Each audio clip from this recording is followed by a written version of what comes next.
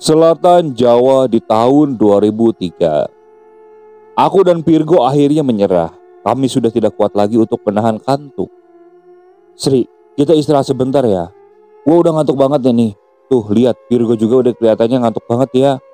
Aku bilang begitu setelah menghentikan mobil di pinggir jalan di dekat sebuah gapura yang ukurannya cukup besar. Kelihatannya gapura itu adalah jalan masuk ke salah satu pemukiman atau mirip sebuah kota kecil. Gapura ini sepertinya satu-satunya bangunan yang kami temukan sepanjang jalan setelah beberapa menit perjalanan sebelumnya. Aku sempat memperhatikan sebentar. Gapuranya berbentuk dua tembok tinggi berwarna gelap, namun masih kelihatan jelas.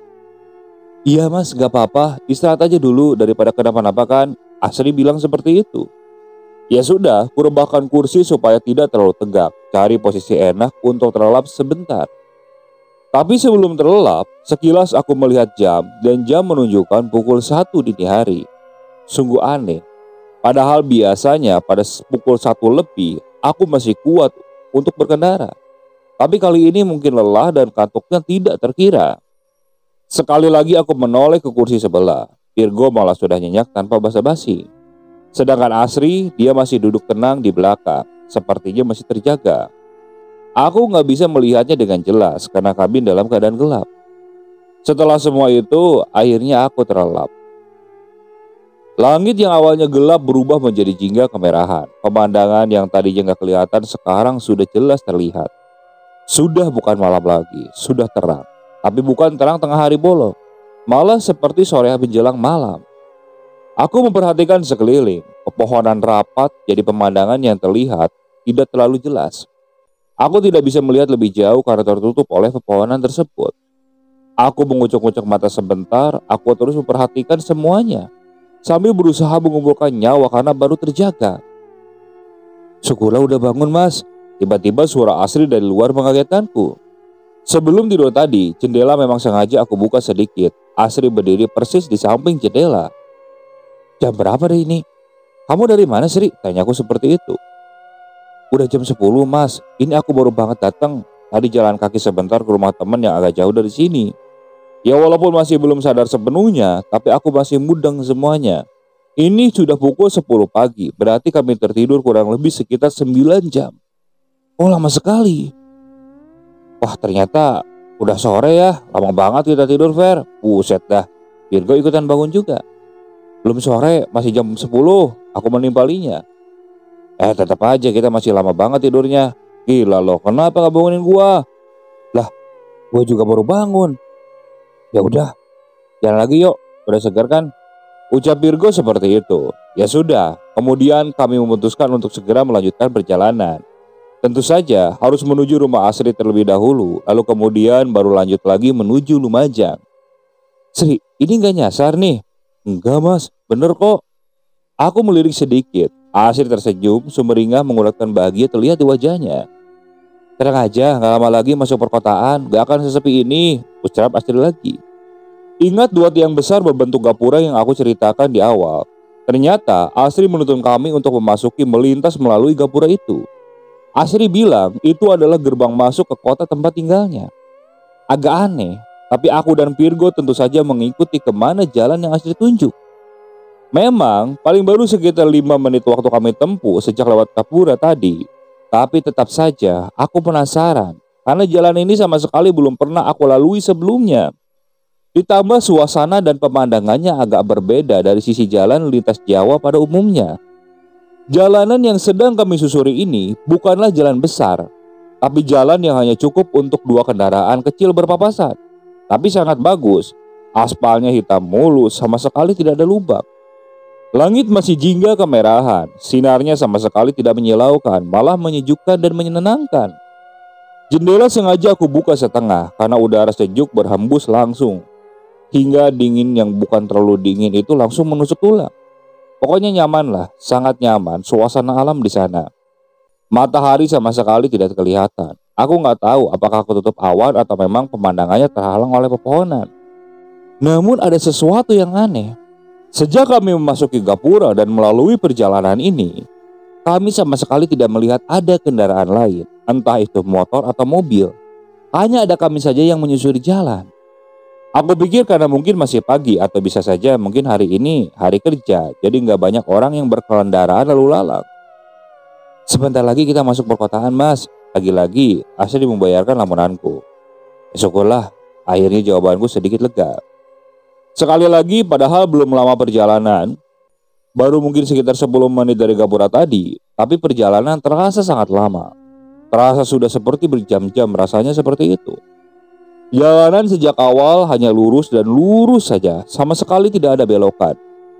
Tapi akhirnya dari kejauhan aku melihat ada persimpangan, ada dua arah jalan, ke kanan dan ke kiri. Persimpangan yang di sekelilingnya masih sama, dipenuhi dengan pepohonan yang rapat. Belok kanan, Mas. Asri seperti mengerti kebingunganku. Dia lalu mengarahkan untuk berbelok ke kanan.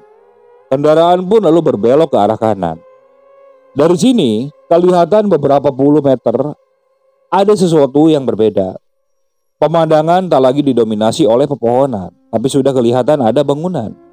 Kendaraan yang sejak tadi memang tidak terlalu cepat, aku membuatnya lebih lambat lagi. Kuangkat pedal gas, langit masih sama. Jingga kemerahan, udara juga masih sejuk. Matahari belum juga kelihatan, hanya sinarnya saja yang menyebar hangat. Jalanan yang awalnya aspal hitam kini berubah menjadi jalanan tanah kecoklatan, tapi kelihatan dan terasa keras ketika roda mobil berputar di atasnya. Itu pertama kalinya aku melihat, sepertinya kita sudah masuk ke wilayah perkotaan. Tapi agak aneh, kenapa jalanan malah berubah menjadi jalanan tanah? Terus aja, Mas, lurus, Asri bilang begitu. Kendaraan berjalan pelan. Aku memang sengaja membuatnya seperti itu karena banyak alasan. Banyak pertanyaan di kepalaku ketika pemandangan pepohonan sudah berganti menjadi bangunan rapat yang nyaris semuanya sambung menyambung menjadi satu. Banyak bangunan. Semua bangunan permanen. Dinding temboknya itu tebal, nyaris seluruhnya berwarna putih.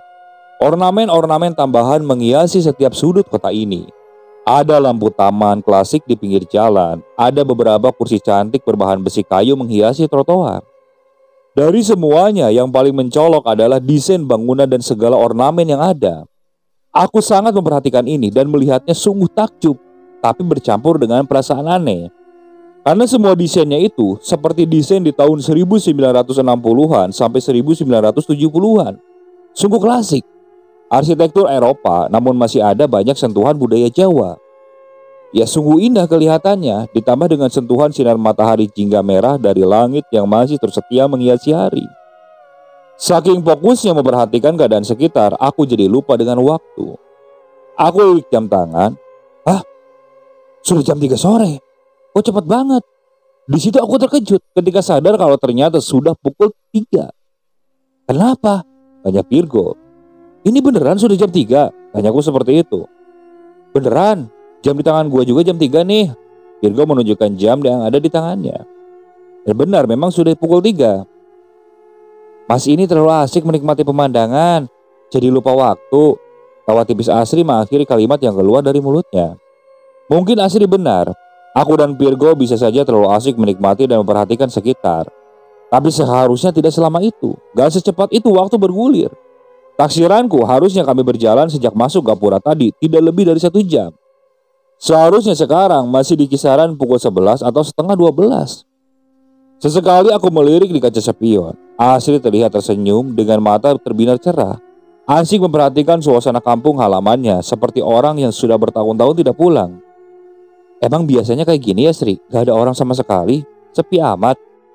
Aku akhirnya bertanya kepada Asri perihal keanehan selanjutnya. Keanehan itu adalah sejak sampai di kota kecil ini, aku sama sekali tidak melihat ada orang yang berlalu lalang. Tidak sama sekali. Ditambah, aku tidak mendengar ada suara orang yang terdengar. Desir hembus angin pun itu tidak terdengar. Hanya suara mesin mobil kami saja yang menggema pelan terpantul di dinding rapat bangunan. Seperti kami sedang melewati sebuah kota mati. Kalau siang emang gini, Mas, sepi. Nanti menjelang sore ke malam mulai rame. Jawab Asri seperti itu. Kenapa begitu ya? Emang kayak gini dari dulu? Virgo ikut penasaran. Iya, jawab Asri pendek. Tapi nggak juga tuh, itu ada orang tuh di dalam toko. Aku bilang begitu ketika akhirnya melihat ada tanda-tanda kehidupan. Di salah satu bangunan berbentuk toko, aku melihat ada pergerakan orang beraktivitas di dalamnya. Di dalam bangunan agak gelap, jadi yang aku lihat hanya berbentuk siluet saja. Berikutnya, beberapa kali aku melihat aktivitas yang sama pada gedung yang berbeda. Ya begitulah. Sepertinya warga kota ini aktivitasnya di dalam ruangan, sama sekali gak ada yang kelihatan bergerak lalu lalang di luar. Jadinya, jalanan kota ini sangatlah sepi. Nanti di depan belok kiri ya mas, Asri mulai bersuara. Benar yang Asri bilang, gak jauh di depan terlihat ada persimpangan ke kiri dan ke kanan.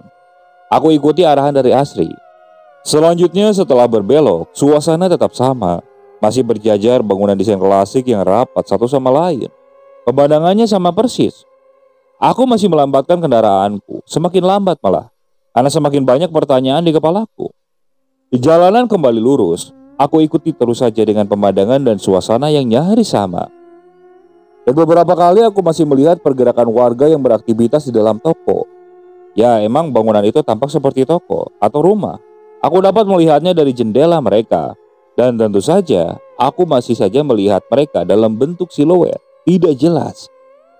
Oh iya, kenapa aku bisa melihat mereka? Karena jarak jalanan dan bangunan itu cukup dekat. Hanya dipisahkan oleh trotoar yang lebarnya kira-kira 3 meter.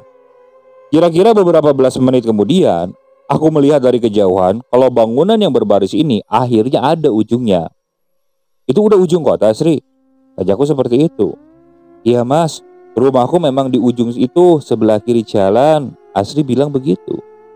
Sekali lagi aku melirik kaca spion. Pada saat itu, aku melihat kalau mata Asri berkaca-kaca, seperti menahan tangis. Namun terlihat bahagia. Aku berpikir mungkin karena Asri terharu bahagia akhirnya bisa pulang setelah sekian lama. Rumah yang ini Sri? Iya mas, jawab Asri. Aku lalu memarkirkan kendaraan tepat di depan rumah yang letaknya memang paling ujung.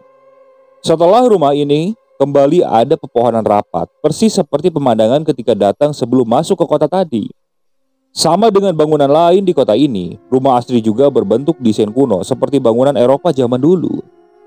Setelah turun dari kendaraan, Asri mengajak kami untuk langsung masuk ke rumahnya. Aku dan Virgo masih dengan banyak pertanyaan di kepala, mengikuti Asri dari belakang. Lalu kami masuk ke sebuah rumah yang kalau dari luar kelihatan besar. Tapi ternyata ketika sudah di dalam, aku melihat rumah ini ternyata nggak besar-besar amat. Nggak sebesar ketika terlihatan dari luar, tergolong kecil malah. Ketika baru masuk, kami langsung menemui ruangan tengah. Ada kursi berjenis sofa dengan meja panjang di depannya. Ini bapakku mas. Asri memperkenalkan kami dengan seorang lelaki yang ketika kami datang sudah ada duduk di ujung sofa. Ayah Asri itu lelaki berumur 50 tahunan. Ia mengenakan batik lusuh bercelana hitam. Kami bersalaman, Virgo juga seperti itu. Bahkan kami sempat kaget karena tangan si bapak ini terasa dingin seperti es. Setelah itu, kami dipersilakan duduk. Selain si bapak, ada anak kecil yang sejak tadi sudah berdiri di ambang pintu menuju belakang. Anak perempuan ini rambutnya pendek, wajahnya terus tersenyum sejak kami datang. Ini adikku mas, akhirnya Asri memperkenalkannya. Kami lalu bersalaman, tapi dia seperti malu-malu, tidak mau mendekat. Namun dia masih tetap tersenyum. Nah, di dalam rumah makin banyak kejanggalan yang membuat aku dan Virgo makin merasa ada sesuatu yang salah. Aku merasa seperti ada sesuatu yang aneh. Beberapa kali kami saling berpandangan ketika melihat atau merasa ada yang janggal. Contohnya adalah tangan ayahnya Asri yang sedingin es tadi. Yang aneh berikutnya, Asri jadi sangat pendiam. Setiap aku dan Virgo bertanya, dia menjawab hanya dengan isyarat, entah mengangguk atau menggeleng.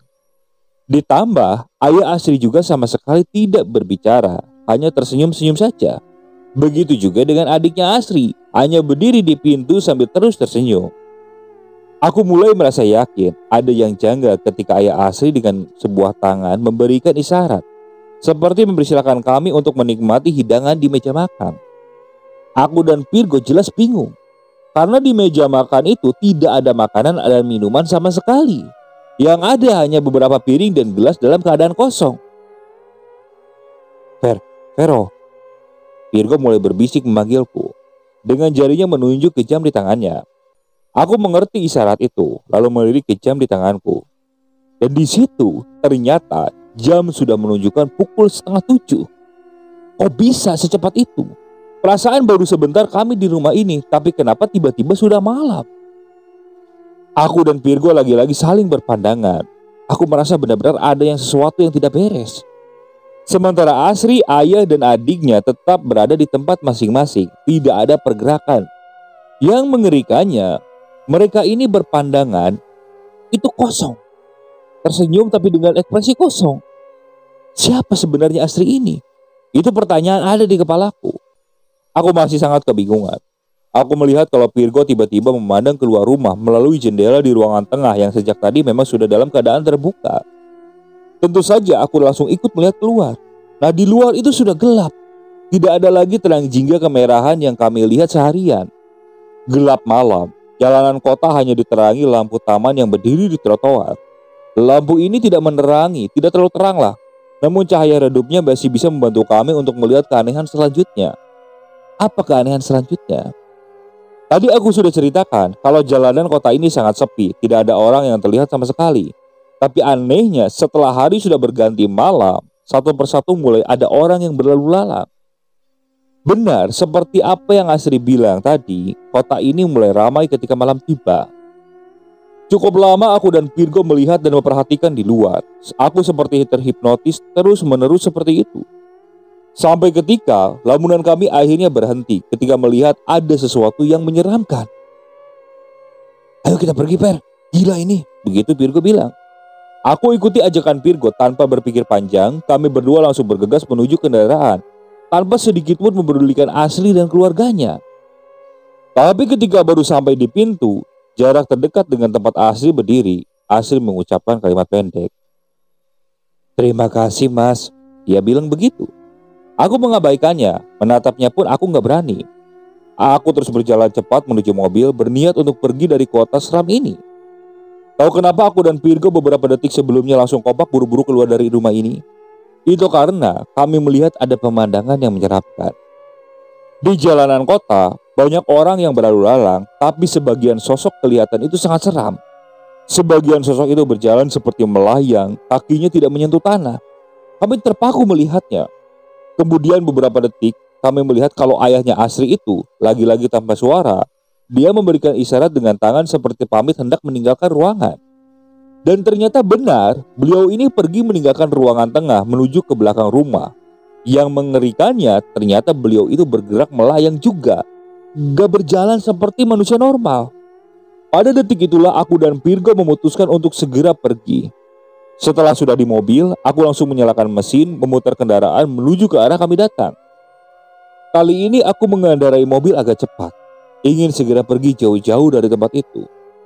Lewat kaca spion, aku melihat dari kejauhan, Asri melambaikan tangan ke arah kami.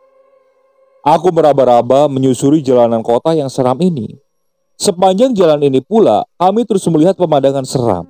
Banyak sosok yang lalu lalang bergerak melayang. Entah kota apa ini. Beruntungnya, aku tidak menemui kesulitan mencari jalan. Gak lama kemudian, kami sudah berada di luar kota ini. Sudah kembali menemui pepohonan rindang. Lo mual gak sih? Kepala gua sakit banget, ucap Virgo seperti itu. Aku juga merasakan hal yang sama. Tiba-tiba merasa gak enak badan, amat sangat. Perut mual, kepala pusing seperti berputar-putar. Bahkan keringat dingin mulai berkucuran. Kami lalu minggir dulu. Setelah mobil terparkir di pinggir jalan, aku merebahkan tubuh. Kemudian kami tak ingat apa-apa lagi. Per, bangun Per, bangun Per. Suara Virgo lalu membuat aku terbangun. Aku terjaga seperti baru tersadar dari pingsan. Kepalaku masih pusing, baju basah karena keringat, dan rasa mual itu masih terasa. Suasana di luar masih gelap, sangat gelap. Aku lalu memperhatikan sekitar. Ternyata kami sudah berada kembali di tempat yang sama, parkir di dekat gapura besar yang Asri bilang merupakan gerbang masuk ke kota Saldia.